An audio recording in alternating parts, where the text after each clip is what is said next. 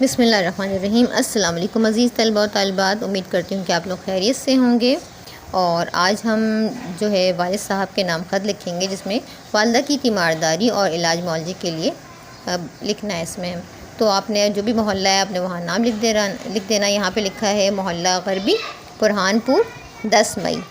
پیارے ابو جان السلام علیکم، ابھی امی جان کا خط ملا ہے۔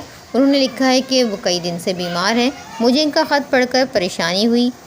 میں جانتا ہوں کہ آپ بہت مصروف آدمی ہیں، مگر گھر میں آپ کے علاوہ کوئی اور بڑا بھی تو نہیں جو امی جان کے علاج معالجے اور ان کی تیمارداری کے لیے وقت نکال سکے۔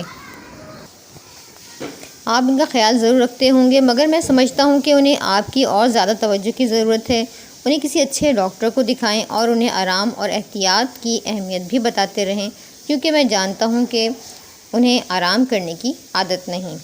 مجھے امید ہے کہ اب امی جان کا خط آئے گا تو میں ان کی صحت یابی کی خوشخبری ہوگی، جو میرے لیے خوشی اور اطمینان کا باعث ہوگی۔ امی جان کی خدمت میں سلام، والسلام، آپ کا پیارا بیٹا سعید احمد۔ تو اس طرح آپ نے خط لکھنا ہے والد صاحب کے نام۔ امید کرتی ہوں کہ آپ کو یہ خط سمجھ میں آیا ہوگا کہ کس طرح لکھنا ہے۔